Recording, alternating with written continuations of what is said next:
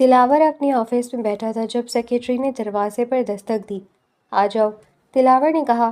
سر، ماریا madam آئی ہیں، secretary نے اطلاع دی۔ دلاور نے سختی سے لب بھیجے۔ کہہ دو میں کسی ضروری میٹنگ کے لیے باہر گیا ہوں۔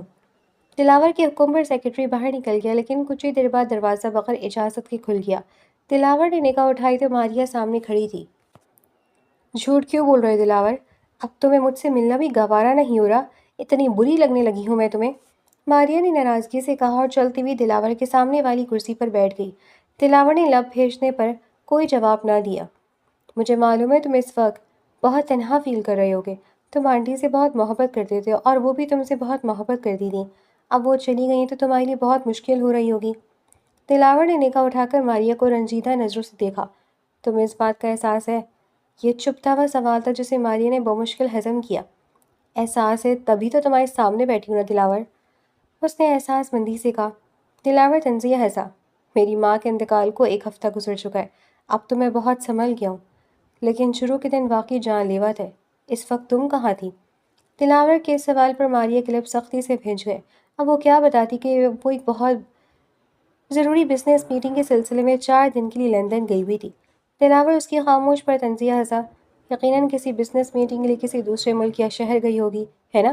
مجھے تمہاری یا کسی کی بھی ہمدردی کی ضرورت نہیں ہے، خود کو سنبھالنے کے لیے میں خود کافی ہوں۔ یہ کہتے ہوئے دلاور کھڑا ہوا اور کمرے سے نکلنے لگا جب ماریا نے اس کی کلائی پکڑ لی۔ بہت زیادہ خفا ہو دلاور؟ ماریا نے روحان سے لہجے میں پوچھا۔ میرا تم سے ایسا کوئی رشتہ نہیں ہے ماریا کہ میں تم سے خفا ہوں، وہ اکتاہٹ سے بولا۔ ماریا کھڑی ہو کر اس کے مقابل آئی۔ کیوں رشتہ نہیں ہے؟ سالوں کے رشتے کو ایسے ہی ختم کر دو گے؟ وہ شکوہ کرنے لگی۔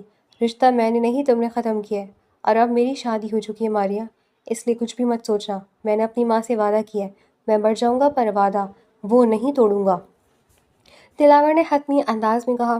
ماریا نے گہری سانس لی۔ ٹھیک ہے، تم نے اپنی ماں سے وعدہ کیا ہے، تم شادی شدہ ہو، تمہاری بیوی ہے اور تم اسے نہیں چھوڑو گے، مجھے سب معلوم ہے، پر ہماری دوستی تو ختم نہیں ہوئی نا؟ ہم دوست تو ہیں نا دلاور، کیا تم سالوں کی دوستی کو بھی ختم کر دو گے؟ تم جانتے ہو نا کہ میں نے تمہارے علاوہ کبھی کسی کو دوست نہیں بنایا۔ یہ کہتے کہتے ماریا کی آنکھوں سے آنسو گرنے لگے اور ناک سرخ ہونے لگی۔ دلاور نے اس کے آنسو دیکھ کر فوراً رخ موڑا۔ رونا بند کرو ماریا، اس نے سختی سے کہا۔ اسے ماریا کا رونا ڈرامہ نہیں لگا تھا کیونکہ اس نے ماریا کو شاید ہی کبھی روتے ہوئے دیکھا تھا۔ کیوں نہ رونا بند کروں؟ تمہیں یہ آنسو نظر آ رہے ہیں پر تمہیں میری وہ تکلیف نظر نہیں آ رہی جس سے میں گزر رہی ہوں۔ تمہیں پتہ ہے آنٹی کے انتقال سے 1 دن پہلے میں نے ڈیڈ سے بات کی تھی کہ میں تم سے شادی کرنا چاہتی ہوں، صرف تمہاری ناراضگی کو دیکھ کر، اور ڈیڈ مان گئے تھے تمہاری پہلی شادی ہونے کے باوجود دلاور، اور آج میں اسی کی بات کرنے ان کے پاس آنے والی تھی اور وہ چلی گئی۔ میری ٹائمنگ لیٹ ہو گئی، اس میں میری کیا غلطی ہے؟ وہ بری طرح رونے لگی۔ اس کا رونا دیکھ کر دلاور کا دل پگھل گیا۔ اچھا رونا بند کرو، بات ٹائمنگ کی نہیں، بات نصیب کی ہے جو اب میرا نین تارا سے جڑ چکا ہے۔ میں اپنی ماں سے کیا ہوا وعدہ کسی صورت نہیں توڑ سکتا۔ دلاور نے بے بسی سے کہا۔ ٹھیک ہے، تم اپنی ماں سے کیا ہوا وعدہ مت توڑو، میں تمہیں کوئی وعدہ خلافی کرنے کا نہیں کہہ رہی، پر ہم دوست تو رہ سکتے ہیں نا؟ پلیز اس طرح تعلق ختم مت کرو، میں مر جاؤں گی، ماریا نے التجا کی۔ تم جو کہو گے میں کروں گی، تم چاہتے ہو نا کہ تم میری فرسٹ پرائیورٹی یعنی پہلی ترجیح ہو؟ ٹھیک ہے، آج سے بزنس کریئر سب سیکنڈری، صرف تم ہوگے، کیا اب بھی دوستی نہیں رکھ سکتے؟ ماریا کے یوں پوچھنے پر دلاور نے گہری سانس لی۔ ٹھیک ہے، ہم دوست رہ سکتے ہیں، فی الحال میں ایک ضروری میٹنگ کے لیے جا رہا ہوں، اگر تمہیں آفس میں بیٹھنا ہے تو تم بیٹھ سکتی ہو۔ یہ کہتے ہوئے دلاور آفس سے باہر نکل گیا۔ دلاور کے جاتے ہی ماریا نے اپنے آنسو صاف کیے اور مسکراتی نظروں سے دروازے کی طرف دیکھنے لگی۔ آج دوست بنا رہے ہو، کل خود دوبارہ مجھ سے محبت کا اظہار کرو گے دلاور، مجھے ہی اپناؤ گے، اپنی ماں کے وعدے کو بھول کر اس لڑکی کو نکال باہر کرو گے، یہ میرا تم سے وعدہ ہے، اور تم جانتے ہو میں وعدہ نبھانے میں بہت پکی ہوں۔ خود سے کہتے ہوئے ماریا مسکرانے لگی۔ دلاور کی کرسی پر بیٹھ کر اس نے سیکرٹری کو کافی لانے کا کہا اور پورے حق سے دلاور کے آفس میں مالکن کی طرح بیٹھ کر کافی پی، پھر وہاں سے روانہ ہو گئی۔ دلاور شاہ کمرے میں داخل ہوا تو کمرہ خالی پایا۔ اس نے نگاہیں کمرے میں دوڑائیں۔ نین تارا، اس نے پکارا۔ اسی وقت اسے اپنی ٹائی چینج کرنی تھی اور اسے خود اندازہ بھی نہیں تھا کہ گزرتے دنوں کے ساتھ وہ کس قدر نین تارا کا عادی ہو چکا تھا۔ مسرت شاہ کو فوت ہوئے 2 مہینے ہو چکے تھے۔ ان 2 مہینوں میں نین تارا نے دلاور کا بہت خیال رکھا تھا، لیکن دلاور آج بھی پہلے دن کی طرح اس سے لا تعلق تھا، جیسے اس کا ہونا نہ ہونا ایک برابر ہو، اور ان 2 مہینوں میں ماریہ نے بھی کافی حد تک اپنی دوستی واپس پہلے جیسی کر لی تھی۔ نین تارا، دلاور نے کمرے سے باہر نکلتے ہوئے پھر پکارا جب نین تارا دوسرے کمرے سے جلدی جلدی اس کے سامنے آئی۔ آپ کو کوئی کام ہے؟ نین تارا نے پوچھا۔ ہاں، مجھے میری ٹائی۔ بولتے بولتے اچانک دلاور ٹھٹکا۔ سر سے پیر تک نین تارا کو دیکھا۔ وہ جامنی رنگ کے سادہ سے سلوار قمیص میں سر پر حجاب باندھے ہاتھوں میں پرس پکڑے کہیں جانے کے لیے بالکل تیار کھڑی تھی۔ یہ تیاری اس کے میکے جانے کی نہیں تھی، وہ اکثر اپنی امی کے گھر جاتی تھی، پر آج حلیہ بالکل بدلا ہوا تھا۔ میں بھی ٹائی نکال دیتی ہوں۔ وہ فوراً کمرے کے اندر داخل ہوئی اور ٹائی نکال کر دلاور شاہ کی جانب بڑھائی۔ دلاور نے ٹائی تھامی۔ تم کہیں جا رہی ہو؟ اس نے سرسری سا پوچھا، جیسے کوئی دلچسپی نہ ہو۔ جی، آج میرا جاب انٹرویو ہے، نین تارا سادہ سے لہجے میں کہتی ہوئی کمرے سے نکلنے لگی، جب پھر دلاور شاہ کے ہاتھوں کی حرکت تھم گئی، ماتھے پر بل پڑے اور اس نے پلٹ کر غصے سے نین تارا کو دیکھا۔ کیا کہا تم نے؟ کہاں جا رہی ہے تم؟ لہجے میں ایک دم سختی اتر آئی۔ جاب انٹرویو کے لیے، نین تارا نے عام سے لہجے میں کہا۔ تمہارا دماغ ٹھیک ہے؟ کیا ضرورت پڑ گئی تمہیں نوکری کرنے کی جو تم انٹرویو دینے جا رہی ہو؟ دلاور کا غصہ اچانک بھڑک اٹھا تھا، اور یہ ان 2 ماہ میں پہلی بار تھا جب وہ نین تارا سے بالکل ویسی بات کرتا تھا جیسے شادی کے پہلے دن کی تھی۔ ضرورت ہے تبھی جا رہی ہوں، نین تارا نے لب بھیجتے ہوئے کہا۔ بہت اچھا لگے گا نا کہ دلاور شاہ کی بیوی دوسروں کے آفس میں چند ٹکوں کی نوکری کے لیے دھکے کھا رہی ہے۔ تمہیں اس بات کا احساس ہے کہ تمہارا نام میرے نام کے ساتھ جڑا ہے؟ دلاور غرایا۔ نین تارا کے لب بھیج گئے۔ کیا سامنے کھڑے شخص کو یاد تھا کہ وہ اس کی بیوی ہے؟ اچھا لگے یا برا، میں نوکری کروں گی، اور مجھے نہیں لگتا کہ آپ کو اس میں کوئی مسئلہ ہونا چاہیے، یہ میرا ذاتی معاملہ ہے۔ وہ غصے سے کہتی ہوئی کمرے سے نکلنے لگی جب دلاور نے سختی سے اس کا بازو دبوچ لیا۔ پکڑ اتنی سخت تھی کہ نین تارا کو تکلیف ہونے لگی۔ اپنا لہجہ اور انداز درست رکھو۔ اور کیا ذاتی معاملہ؟ میرے نام کے ساتھ جڑی ہو تم، زیادہ دماغ چلانے کی ضرورت نہیں ہے، چپ چاپ گھر میں بیٹھو ورنہ یونیورسٹی بھی چھڑوا دوں گا، وہ دھمکی آمیز لہجے میں بولا تو نین تارا نم نظروں سے اس کی آنکھوں میں آنکھیں ڈالے اسے گھورنے لگی۔ آپ کو میری نوکری کرنے سے کیا مسئلہ ہے؟ میں یہ نوکری کروں گی، یہ نوکری میری ضرورت ہے، سنا آپ نے؟ وہ نم لہجے میں کہتی ہوئی دلاور سے اپنا بازو چھڑوانے لگی۔ اس کی ہٹ دھرمی پر دلاور کا مزاج مزید بگڑنے لگا۔ کیا ضرورت ہے تمہیں نوکری کی؟ ہاں بتاؤ مجھے، کیا ضرورت ہے؟ کھانا پینا پہننا اوڑھنا سب کچھ تمہیں یہاں مل رہا ہے نا؟ صرف کھانا پینا پہننا اور اوڑھنا انسان کی ضرورت نہیں ہوتی، سمجھے آپ؟ وہ بھی روتے ہوئے چلائی۔ دلاور اس کی اس بات پر حیران رہ گیا۔ وہ پہلی بار دلاور کے مقابل یوں کھڑی ہوئی تھی۔ ایک نظر دلاور کے سخت چہرے پر ڈالتی وہ غصے سے دلاور کا ہاتھ اپنے بازو سے ہٹانے لگی، پر جب دلاور کی پکڑ کمزور نہ پڑی تو اس نے اپنے دانت دلاور کے ہاتھ پر گاڑ دیے۔ دلاور نے جھٹکے سے اس کا ہاتھ چھوڑا۔ ٹھیک ہے، میں بھی جاننا چاہتا ہوں کہ آخر تمہاری ایسی کون سی ضروریات ہے جس کی وجہ سے تمہیں اس 2 ٹکے کی نوکری کی انٹرویو کے لیے جانا پڑا ہے؟ وہ سینے پر ہاتھ باندھتے ہوئے سرد لہجے میں پوچھنے لگا۔ میری پرسنل ضرورت ہے، نہیں بتا سکتی میں آپ کو۔ وہ بھی ضد پر اڑی رہی تھی۔ جب تک تم مجھے بتاتی نہیں تم گھر سے باہر قدم نہیں نکال سکتی، گارڈز تمہیں باہر نکلنے ہی نہیں دیں گے، پھر کیسے بتاؤ گی انٹرویو کے لیے، اور کیسے جاؤ گی؟ دلاور اسے چیلنج کر رہا تھا۔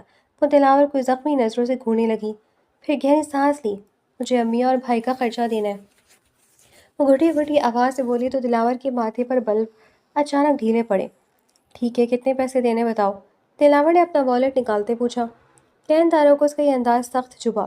ضرورت نہیں ہے، میرے گھر والے صدقہ خیرات نہیں لیتے، وہ کہتے ہوئے پلٹنے لگی۔ اس کی بات دلاور کے پاؤں سے لگی اور سر پر بجھی۔ اس بات کا مطلب کیا ہے؟ میں نے کہا تم سے کہ میں صدقہ خیرات دے رہا ہوں، وہ غصے سے غرایا۔ آپ نے کہا نہیں، پر میرے گھر والے آپ پر فرض نہیں ہیں، ان کا خرچ اٹھانا آپ کی ذمہ داری نہیں ہے، تو اگر آپ دیں گے تو وہ میری نظر میں صدقہ خیرات ہی ہوگا، اور میرے گھر والے آپ کے مال کے محتاج نہیں ہیں۔ دلاور شاہ، وہ نرم نظروں سے بولتی ہوئی کمرے سے نکلنے لگی۔ ٹھیک ہے، مرضی ہے تمہاری، نہیں لینا چاہتی تو مت لو، لیکن ایک بات کان کھول کر سن لو، تم کہیں انٹرویو دینے نہیں جا سکتی، میں تمہیں نوکری کی اجازت نہیں دیتا۔ وہ حتمی لہجے میں بولا۔ ٹھیک ہے، نہیں جاؤں گی نوکری پر۔ وہ روتے ہوئے کمرے سے باہر نکل گئی۔ دلاور نے غصے سے اپنے چہرے پر ہاتھ پھیرا۔ احمق لڑکی، سارا موڈ برباد کر دیا، وہ غصے سے بڑبڑایا اور ٹائی باندھ کر کمرے سے باہر نکل گیا۔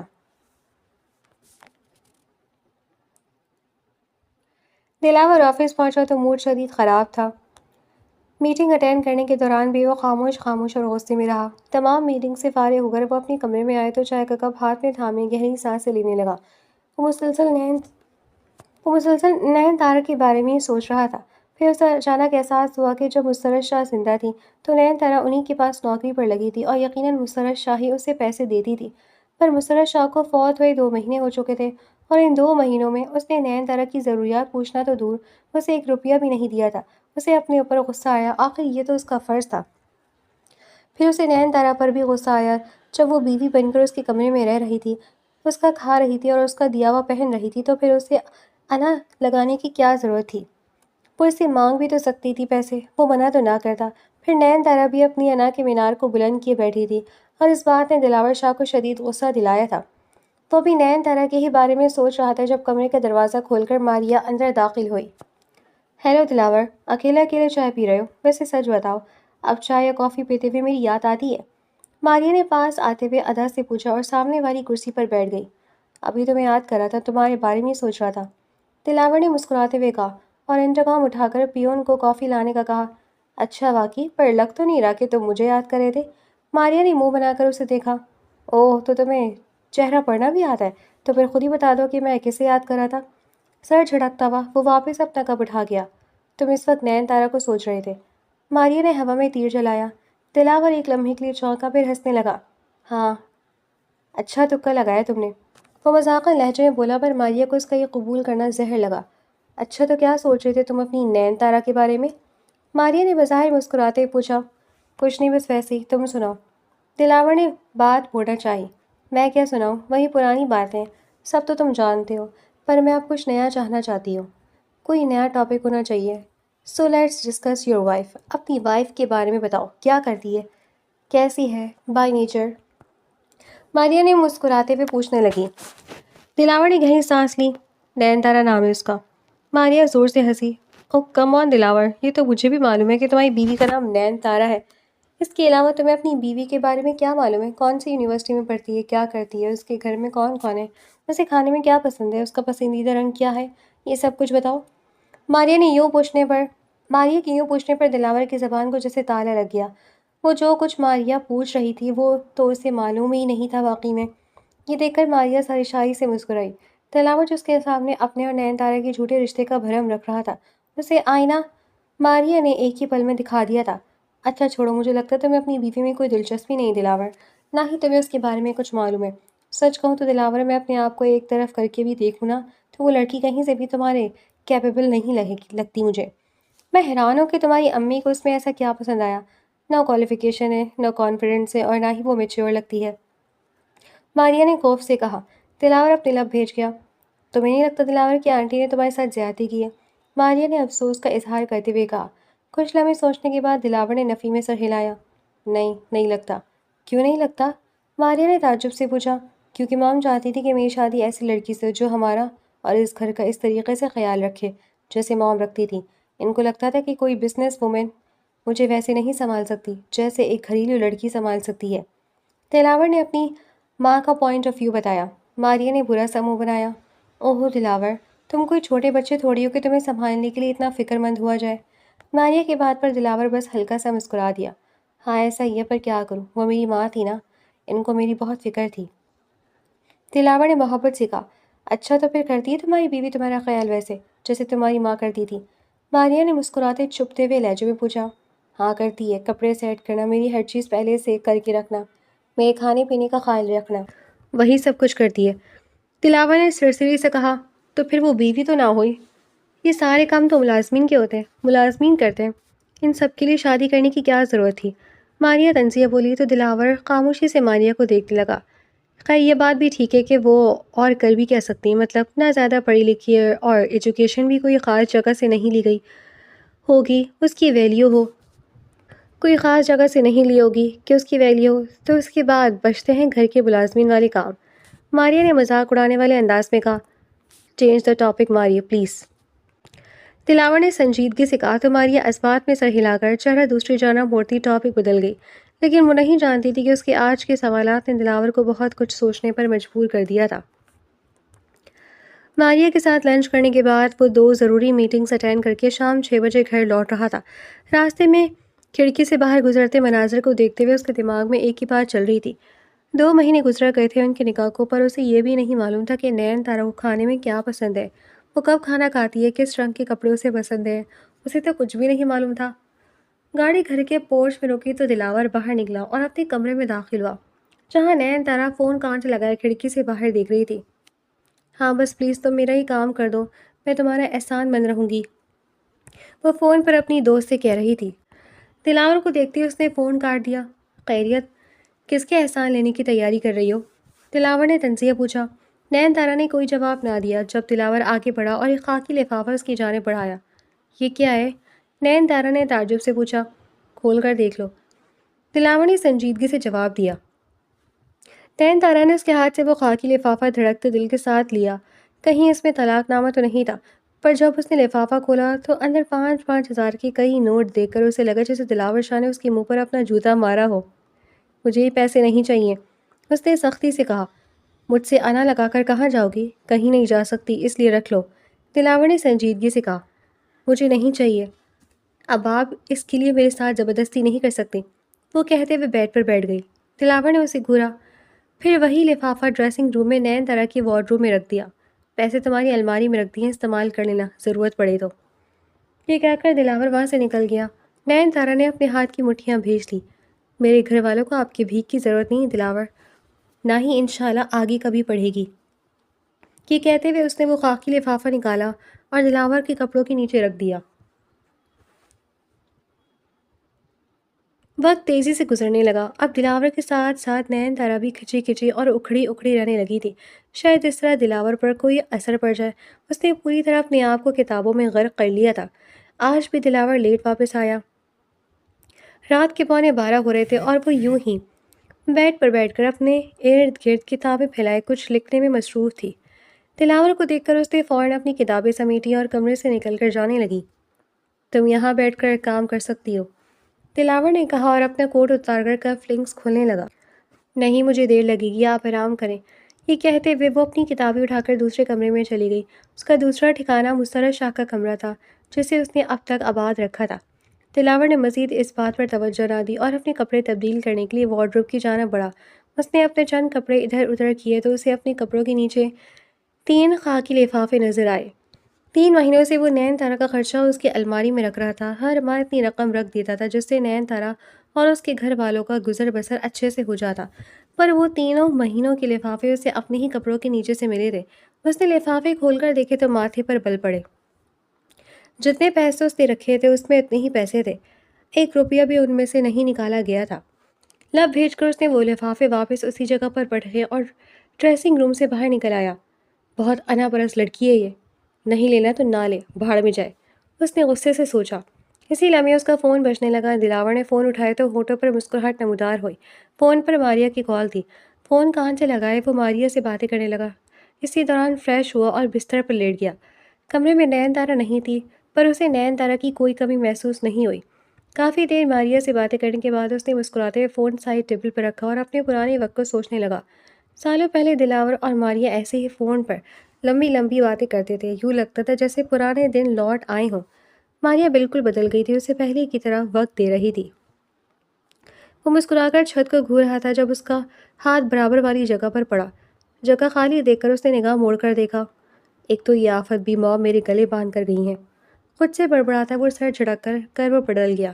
دوسرے کمرے میں نین تارا رات 3 بجے تک اسائنمنٹس کی فائلیں بناتی رہی اور 4 بجے کے قریب کتابیں وہیں پھیلائے سو گئی۔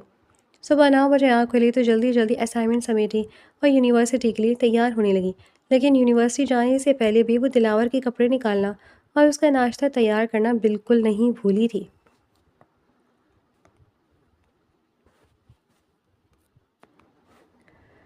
آج دلاور بھی رات حسب معمول کمرے میں داخل ہوا تو بیڈ پر کتابیں پھیلی ہوئی تھی، نوٹس اور جیومیٹری کا سامان تھا، پر بیڈ پر نین تارا نہیں تھی۔ واش روم سے پانی گرنے کی آواز آ رہی تھی۔ دلاور ڈریسنگ روم کی جانب بڑھنے لگا جب اس کا فون بجنے لگا۔ فون پر مینیجر تھا۔ فون اٹھائے دلاور بیڈ پر نیند دراز ہوتے مینیجر سے بات کرنے لگا۔ نگاہیں کمرے میں پھیلے نوٹس پر پڑی تو دلاور یکدم چونکا، ماتھے پر بل پڑے۔ میں تم سے بعد میں بات کرتا ہوں، اس نے مینیجر سے کہا اور فون کاٹ دیا۔ اس نے ایک نوٹس اٹھایا تو اس پر عتیب کا نام لکھا تھا۔ وہ نوٹس بند کر کے اس نے دوسرا اسائنمنٹ اٹھایا تو اس پر بلال کا نام لکھا تھا اور تیسرے اسائنمنٹ پر شہروز کا۔ اس کے جبڑے تن گئے۔ نین طرح کے پاس لڑکوں کے اسائنمنٹس کیا کر رہے تھے؟ اس نے غصے سے وہ اسائنمنٹس بیڈ پر پٹھے اور کمرے میں ٹہلنے لگا۔ جب نین تارا نہا کر کمرے سے باہر نکلی تو اس وقت دلاور کو کمرے میں دیکھ کر چونکی، لیکن پھر دلاور کو نظر انداز کرتی اس کے برابر سے گزرنے لگی۔ جب دلاور تو اس کے نکھرے نکھرے سے روپ کو دیکھ کر چند لمحوں کے لیے مبہوت رہ گیا تھا۔ گیلے بال چہرے اور گردن سے چپکے ہوئے تھے، کپڑوں پر بھی کچھ نمی کے نشان تھے۔ اس نے لیمن رنگ کا لمبا کرتا پہنا تھا جو اس کی اجلی رنگت پر خوب جچ رہا تھا، اور نیچے سفید پھیلا ٹراؤزر تھا۔ گلے میں باریک سونے کی چین چمک رہی تھی جو مسترد شاہ نے اسے منہ دکھائی میں دی تھی۔ کانوں میں چھوٹے چھوٹے سونے کے آویزے تھے اور کالر بونز کے پاس ابھری رنگت، سرخ گلابی گال، گلابی مائل ہونٹ اور ٹھوری کے نیچے چمکتا تل۔ دلاور شاہ نے لمحوں میں اس کا سر سے پیر تک جائزہ لے لیا تھا۔ یہ پہلی بار تھا، ورنہ اتنے مہینوں میں وہ اس کے پہلو میں سوتی رہی تھی، پر دلاور شاہ نے کبھی ایک نظر بھر کر اسے نہیں دیکھا تھا۔ نین تارا اس کے برابر سے گزرنے لگی تو دلاور نے اس کی کلائی پکڑ لی۔ کلائی پکڑ کر جھٹکا دیا تو وہ اگلے ہی لمحے دلاور کے بالکل سامنے آ گئی۔ میرا ہاتھ پکڑ کر کھینچنا مت کریں، مجھے تکلیف ہوتی ہے، جو بھی باتیں منہ سے کیا کریں۔ وہ انتہائی ناگواری سے کہتی ہوئی اپنی کلائی مڑوڑ کر دلاور کے ہاتھ سے نکالنے لگی، پر دلاور کی پکڑ مضبوط تھی۔ وہ یک ٹک نین تارا کے نم چہرے کو دیکھ رہا تھا۔ میں نے کہا میرا ہاتھ چھوڑیں۔ وہ دلاور کی مسلسل نظروں سے گھبرا گئی، اس کی آنکھیں اور لہجے میں شدید ناگواری اتر آئی۔ شاید اب اس کی یہ حسرت ختم ہو چکی تھی کہ دلاور اسے دیکھے۔ یہی وجہ تھی کہ اب اسے کچھ بھی محسوس نہیں ہو رہا تھا، سوائے اس کے کہ دلاور کا لمس اسے تکلیف دے رہا تھا۔ اگر دلاور حسن پرست نہیں تھا تو وہ بھی حسن پرست یا دولت پرست نہیں تھی۔ اس کے لیے بھی اپنی عزت نفس بہت اہم تھی، جس کا گلا دلاور نے اتنے مہینوں تک اسے مسلسل نظر انداز کر کے گھونٹا تھا۔ یہ اتنے سارے لڑکوں کے اسائنمنٹس تمہارے پاس کیا کر رہے ہیں؟ دلاور نے کڑک لہجے میں پوچھا۔ نین تارا نے نظریں چرائیں۔ اس نے دلاور کو کوئی جواب نہیں دیا بلکہ زمین کو گھورنے لگی۔ میں کچھ پوچھ رہا ہوں نین تارا، دلاور نے سختی سے کہا۔ نین تارا پھر خاموش رہی۔ دلاور نے اس کی کلائی پر زور بڑھایا۔ تکلیف محسوس کرتے ہوئے نین تارا نے اپنے لب سختی سے بھیج لیے، پر ایک لفظ نہ کہا۔ نین تارا تمہارے پاس لڑکوں کے اسائنمنٹس کیا کر رہی ہیں؟ اس بار دلاور کی آواز اتنی تیز تھی کہ پورے کمرے میں گونجی۔ تم لڑکوں کے اسائنمنٹس بنا کر دے رہی ہو ان کو؟ کیا میں پوچھ سکتا ہوں کیوں؟ اس نے کلائی چھوڑ کر نین تارا کا منہ دبوچ لیا۔ نین تارا کی خاموشی اسے مسلسل اشتعال دلا رہی تھی، لیکن یہاں نین تارا کی بھی بس ہو چکی تھی۔ اس نے دلاور کے سینے پر ہاتھ رکھتے ہوئے اسے پیچھے دھکیلا اور اپنے چہرے کو مسلا جہاں دلاور نے اپنی انگلیاں گاڑی تھیں۔ مجھ پر ہاتھ اٹھانے کا سوچیے گا بھی مت۔ اگر آپ نے دوبارہ میرا منہ دبوچا تو میں خاموش نہیں رہوں گی، میں آپ کے اوپر فزیکل وائلنس یعنی جسمانی تشدد کا کیس کروں گی، اس نے نم مگر مضبوط لہجے میں کہا۔ دلاور چونکا۔ میرے خلاف کیس کرو گی؟ اپنے شوہر کے خلاف؟ دلاور کو ایک دم ہنسی آئی۔ شوہر ہے تو شوہر بن کے رہے، ہاتھ اٹھانے کا اختیار شوہر کے پاس بھی نہیں ہے، سمجھے آپ؟ نہ ہی میں نے اپنی کوئی حدود ایسی توڑی ہے کہ آپ اس حد تک جائیں۔ وہ دلاور کو اس کے حدود یاد دلانے لگی۔ دلاور قدم قدم چلتا اس کے اتنا قریب آیا کہ نین تارا فوراً 2 قدم پیچھے ہوئی، پر دلاور نے اپنے قدم نہ روکے۔ وہ اتنا قریب ہوا کہ نین تارا کی پشت دیوار سے جا لگی۔ بات مت گھماؤ نین تارا، میرا سوال اب بھی وہی ہے، تمہارے پاس لڑکوں کے اسائنمنٹس کیا کر رہے ہیں؟ تم ان کے اسائنمنٹس کیوں بنا رہی ہو؟ دلاور نے ٹھنڈے ٹھار لہجے میں پوچھا۔ مجھے پیسے ملتے ہیں اسائنمنٹس بنانے کے، نین تارا نے اقرار کیا۔ دلاور چند لمحوں کے لیے خاموش رہ گیا، اس کے جبڑے تن گئے۔ گہری سانس لیتے ہوئے اس نے خود کو نارمل کرنا چاہا۔ اور تم یہ سب کچھ کیوں کر رہی ہو نین تارا؟ تم یونیورسٹی پڑھنے جاتی ہو یا دوسروں کے اسائنمنٹس بنانے؟ دلاور کو لگا جیسے وہ دماغ سے پاگل ہو گئی ہے۔ میں یونیورسٹی پڑھنے بھی جاتی ہوں اور کماتی بھی ہوں، وہ ڈٹ کر بولی۔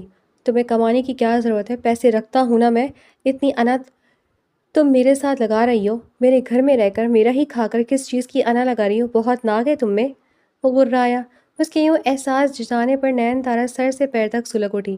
نہیں چاہیے بھیک آپ کی، کہا تھا نا آپ سے، اور اگر آپ کو اس بات کا ذوق ہے نا کہ میں آپ کے گھر میں رہ کر آپ کا کھا رہی ہوں اور آپ کا پہن رہی ہوں تو ٹھیک ہے، میں اپنی ماں کے گھر جا رہی ہوں۔ نہ مجھے آپ کے گھر کی ضرورت ہے، نہ مجھے آپ کے دیے ہوئے کپڑوں کی، اور نہ آپ کے دیے ہوئے کھانوں کی۔ یہ کہتے ہوئے نین تارا وہاں سے نکلنے لگی جب دلاور نے دیوار پر ہاتھ رکھ کر اس کا راستہ روکا۔ تم نہیں جا سکتی، میں تمہیں نہیں جانے دوں گا، لیکن آئندہ تم یہ کام نہیں کرو گی، سمیٹو اس کام کو اور بند کرو۔ تو فیصلہ کن انداز میں بولا۔ میں کروں گی اور ہر حال میں کروں گی۔ نین تارا ضدی ہوئی۔ دلاور اسے گھورنے لگا، اسے سمجھ نہ آیا کہ کیا کرے۔ آپ نے گھر سے باہر جا کر نوکری کرنے سے منع کیا تھا، میں نہیں گئی، لیکن میں گھر میں رہ کر جتنا کر سکتی ہوں میں کروں گی۔ آپ کو مجھے رکھنا ہے رکھیں، نہ رکھنا ہے نہیں رکھیں۔ یہ کہتے ہوئے اس نے دلاور کو پیچھے دھکیلا اور اپنا سامان سمیٹ کر کمرے سے باہر نکل گئی۔ دلاور وہاں ہکا بکا کھڑا رہ گیا۔ اس نے اپنی باتیں کو مسلا اور گہری سانس لیتے ہوئے خود کو نارمل کرنا چاہا، پر غصہ تھا کہ بڑھتا ہی جا رہا تھا۔ اس نے غصے سے اپنا فون اور کوٹ اٹھایا اور کمرے سے باہر نکل گیا۔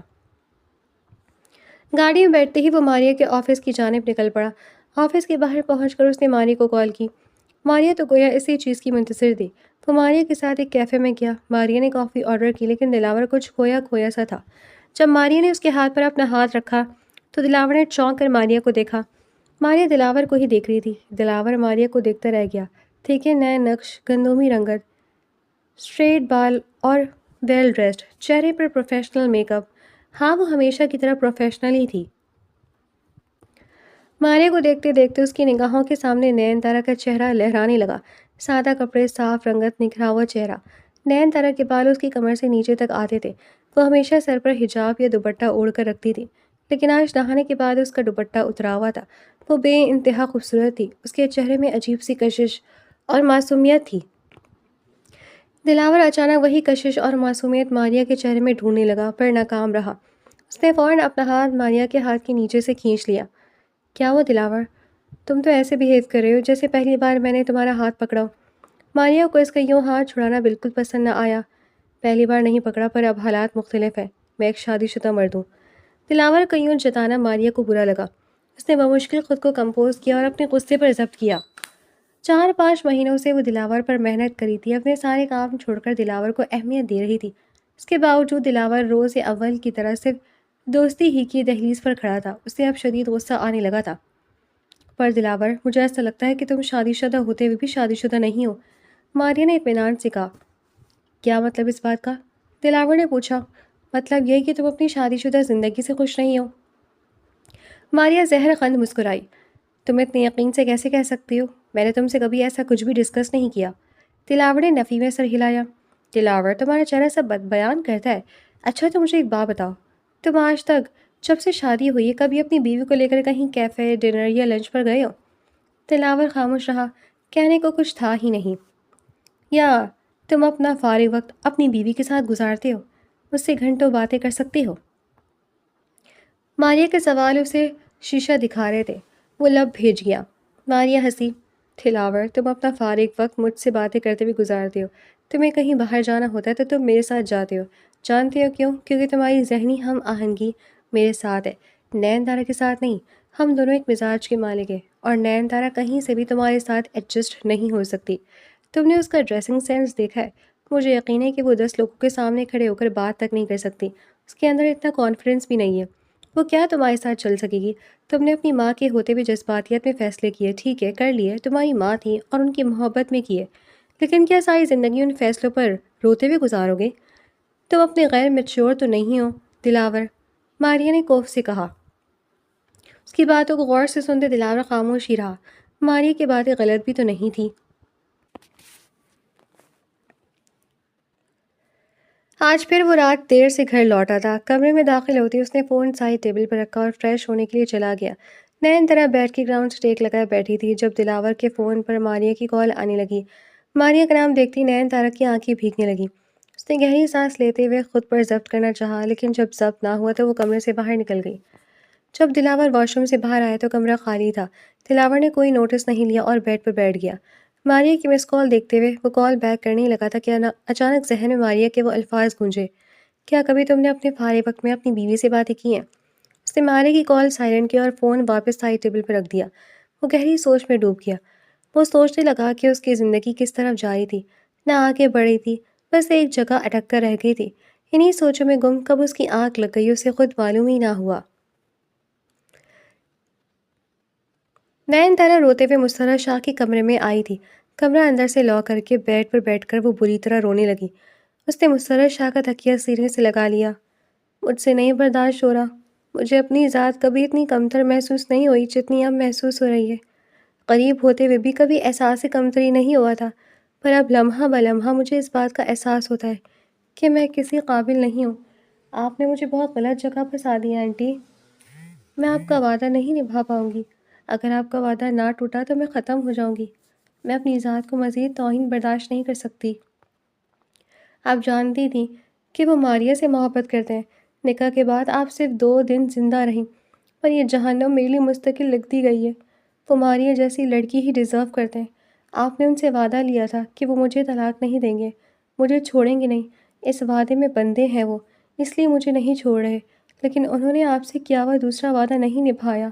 انہوں نے مجھے اپنے کمرے میں جگہ دی، اپنے گھر میں جگہ دی، لیکن ان کی زندگی اور ان کے دل میں میری جگہ کہیں بھی نہیں ہے، نہ کبھی ہو سکتی ہے۔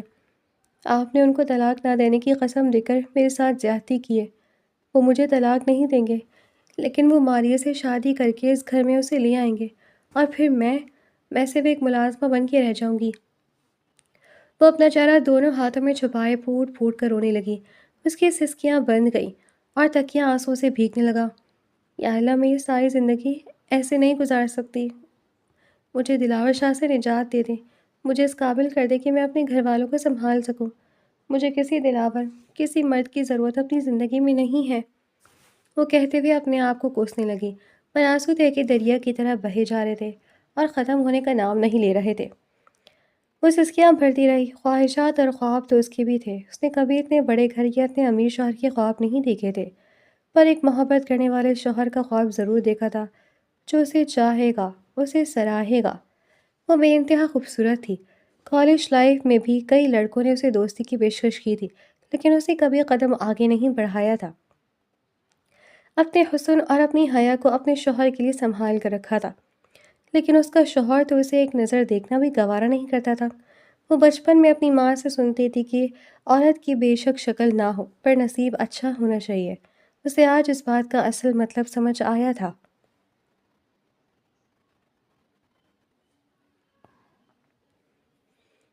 صبح جب اس کی آنکھ کھلی تو کمرہ خالی تھا۔ اس کا سامان ویسے ہی رکھا ہوا تھا جیسے اسے روز ملتا تھا۔ وہ تیار ہو کر آفس نکل گیا، پر مسلسل 2 3 دن اسی طرح گزر گئے۔ وہ کمرے میں آتا تو نین تارا کمرے میں نہ ہوتی۔ صبح بھی وہ کمرے میں نہیں ہوتی تھی، البتہ دلاور کے سارے کام پہلے کی طرح ہو رہے تھے۔ دلاور یہی سمجھ رہا تھا کہ نین تارا ساری ساری رات بیٹھ کر اسائنمنٹس بناتی ہے، اس وجہ سے کمرے میں نہیں آتی، اور یہی بات اسے مزید غصہ دلانے لگی تھی، لیکن وہ خاموش تھا۔ آج وہ وارڈروب سے اپنے کپڑے نکالنے لگا تو اس کی نظر نین تارا کی وارڈروب کے ہلکے سے کھلے ہوئے دروازے پر پڑی۔ اس نے چونک کر دروازہ پورا کھولا تو اندر نین تارا کی وارڈروب بالکل خالی تھی۔ اس کا کوئی سامان وہاں نہیں تھا۔ اس کا ذہن ٹھٹکا۔ لمحوں میں اسے سمجھ آیا کہ وہ یہ کمرہ چھوڑ چکی تھی۔ دلاور نے اپنے لب سختی سے بھیج لیے۔ محترمہ شاید یہ سوچ رہی کہ اگر اپنی وارڈروب خالی کریں گی اور کمرہ چھوڑ کر جائیں گی تو میں پیچھے جا کر اس کو مناؤں گا۔ احمق لڑکی، رہے دوسرے کمرے میں، بچوں والی حرکتیں۔ وہ غصے سے بڑبڑاتے ہوئے تیار ہوا اور آفس کے لیے نکل گیا۔ آفس میں بھی سارا دن دلاور کا موڈ شدید چڑچڑا رہا۔ ماریہ کی کئی بار کالز آتی رہیں، پر دلاور کے مزاج اتنے خراب تھے کہ اس کا کسی سے بھی بات کرنے کو دل نہیں کر رہا تھا۔ رہ رہ کر اسے نین تارا پر غصہ آ رہا تھا۔ اسے سمجھ نہیں آ رہا تھا کہ اگر اسے نین تارا کے کمرہ بدر ہونے سے کوئی فرق نہیں پڑتا تھا تو وہ کیوں مسلسل نین تارا ہی کو سوچ رہا تھا، اسے کیوں اتنا غصہ آ رہا تھا۔ وہ جتنا ذہن کو جھٹکتا، نین تارا اتنا ہی اس کے ذہن میں سوار ہوتی جا رہی تھی۔ اس نے نین تارا کو مسلسل نظر انداز کیا تھا، اور اب جب وہی ٹریٹمنٹ اسے 3 نین تارا کی طرف سے مل رہا تھا تو وہ جلتے انگاروں پر آ گیا تھا۔ رات کو جب وہ بیڈ پر لیٹا تو پورا کمرہ اسے کاٹنے کو دوڑنے لگا۔ اس نے بیڈ پر نین تارا کی خالی جگہ کو دیکھا۔ نین تارا اس کمرے میں ہوتے ہوئے بھی کبھی اس کے لیے موجود نہیں تھی، اور اب جب وہ واقعی نہیں تھی تو اس کی کمی اس قدر کیوں محسوس ہو رہی تھی؟ کمرہ بالکل ویران لگ رہا تھا۔ وہ کروٹ پر کروٹ بدل رہا تھا، پر نیند آنکھوں سے کوسوں دور تھی۔ وہ جھنجھلا کر اٹھ بیٹھا۔ کیا مصیبت ہے، کیا کروں میں اس لڑکی کا؟ اور مجھے اتنی فکر صرف اس لیے ہو رہی ہے کیونکہ میں نے موم سے وعدہ کیا تھا کہ میں اسے کمرے سے نہیں نکالوں گا۔ اس نے خود کو تسلی دی کہ نین تارا کی فکر کی وجہ سے وہ اس کی ماں سے کیا ہوا وعدہ ہے، پر میں نے اسے کمرے سے نکالا تو نہیں ہے، وہ خود کمرہ چھوڑ کر گئی ہے۔ اس نے خود کو ایک اور تسلی دی اور واپس بیڈ پر لیٹ گیا۔